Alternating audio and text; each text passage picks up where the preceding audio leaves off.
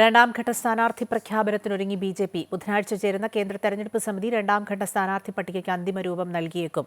കർണാടക, മഹാരാഷ്ട്ര, ബീഹാർ എന്നിവിടങ്ങളിലെ എൻ.ഡി.എയുടെ സീറ്റ് വിഭജനത്തിലും ഉടൻ തീരുമാനമെടുക്കുമെന്ന് ബി.ജെ.പി. നേതൃത്വം അറിയിച്ചു. ആദ്യഘട്ട പട്ടികയിൽ 195 സ്ഥാനാർത്ഥികളെയാണ് ബി.ജെ.പി. പ്രഖ്യാപിച്ചത്.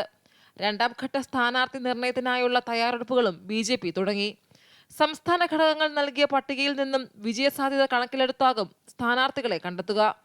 മഹാരാഷ്ട്ര, കർണാടക, ബീഹാർ എന്നിവിടങ്ങളിലെ സീറ്റ് വിഭജനം സംബന്ധിച്ച് എത്രയും വേഗം തീരുമാനമെടുക്കാനാണ് ബി.ജെ.പി. ശ്രമം. കർണാടകയിൽ ജെ.ഡി.എസുമായുള്ള ബി.ജെ.പിയുടെ സീറ്റ് വിഭജന ചർച്ചകൾ അന്തിമഘട്ടത്തിലാണ്. മഹാരാഷ്ട്രയിൽ ബി.ജെ.പി., ശിവസേന, എൻ.സി.പി എന്നീ പാർട്ടികളുമായുള്ള സീറ്റ് വിഭജനം വേഗത്തിൽ പൂർത്തിയാക്കി സ്ഥാനാർത്ഥി നിർണയത്തിലേക്ക് കടക്കും. ബീഹാറിലെ സീറ്റ് വിഭജന ചർച്ചകളും ബി.ജെ.പി. തുടരുകയാണ്. ജെ.ഡി.യു, ലോക് ജനശക്തി, ഹിന്ദുസ്ഥാൻ അവാം മോർച്ച, രാഷ്ട്രീയ ലോക് മോർച്ച എന്നീ പാർട്ടികളുമായി ബി.ജെ.പി. നേതാക്കൾ സീറ്റ് വിഭജനം സംബന്ധിച്ച ചർച്ചകൾ നടത്തുകയാണ്.